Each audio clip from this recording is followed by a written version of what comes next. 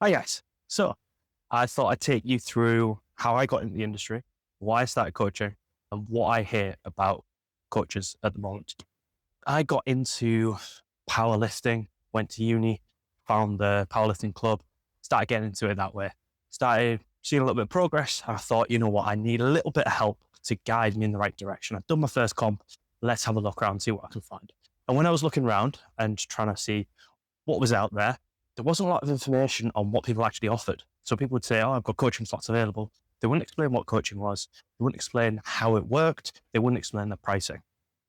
So I did a little bit of research, found myself very confused. I can't remember how I decided on this person, but I picked a coach, not anyone that's big or that you would know. But I started working with them and they'd made a lot of promises.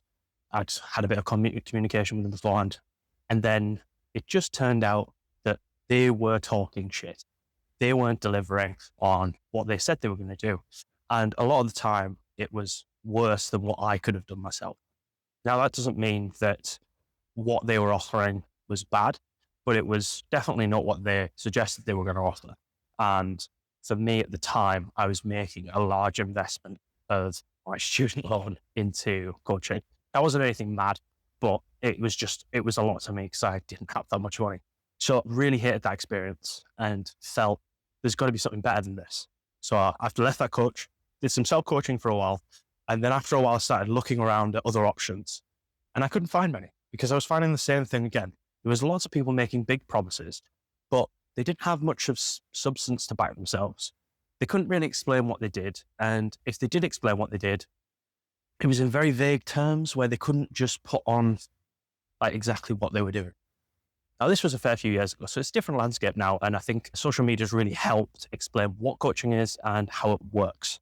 But at the time, you couldn't get that. And the coaches that I was friendly with, or the coaches that were friends of friends, I didn't really like how they were doing the coaching. I had lots of friends who had other coaches, and I didn't like, a lot of them had bad experiences, to be honest. So yeah, coaching is a funny one because you are effectively putting a lot of trust in someone and they can very quickly betray that trust by doing what a modern coaches do, which I'll get onto in a sec. That kind of led me to, there's got to be something better. I can't find it. Let's make it myself because there's got to be other people like me who are going, right, well, you're charging up the wazoo for now. You're promising way too much and you're under-delivering everything. And you're just not being transparent with what you offer and you're not helping people. So I started doing my own self-coaching for a long time, taking it more seriously. Then I got more people who were interested in what I was doing because I was making progress. Started working with people and it kind of snowballed from that. So that's how I got into coaching. Coaching has kind of developed in a few different ways when it's become over the years. But the main thing that's really happened is that people have become more sleazy and more scumbaggy. Before, it was just very little effort. I think they didn't know how good coaching could be. Whereas now we know roughly that coaching can be a lot better. It can be a lot more communication. You can have a lot more feedback. There's a lot more stuff going on.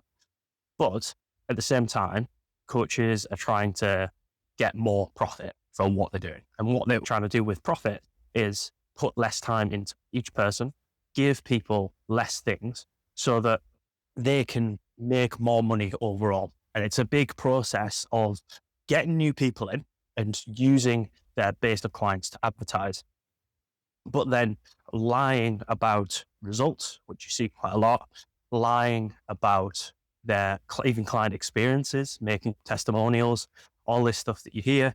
And I know all this because I've got a couple of coach friends who talk about other coaches. A lot of the times they're bitching and moaning in my DMs about how terrible an experience they had with XYZ coach. And what makes me feel bad is they're in the same position that I was in. They had a really bad experience just like I did. And they feel like they can't trust anyone now because that coach has kind of like burnt that bridge of trust.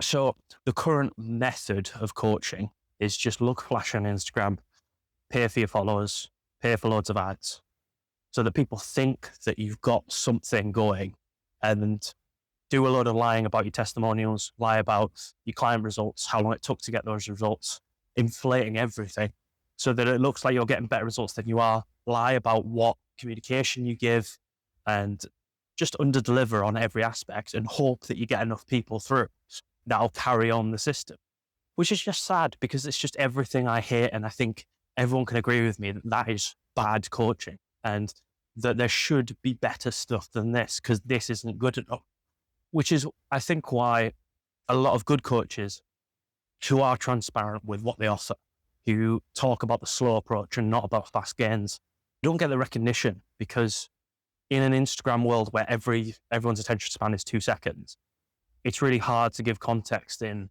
terms of how someone has improved over a longer period of time.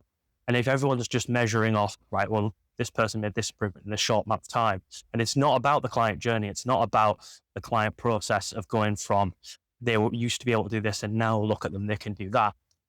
Because it should be a lot more about how they're developing as a person, how they're developing in terms of, yes, their total, but how's their technique improved? Have they improved with their niggles? Because it's all very good, well and good saying they got a good total, but if they're injured to fuck and they've got loads of niggles now and training isn't fun, then what was the point of coaching? So that was just my little rant about coaching because honestly, it's just depressing sometimes because the amazing work that I do and lots of other great coaches out there who really care about their clients, who want to put them first and see them succeed and see them improve.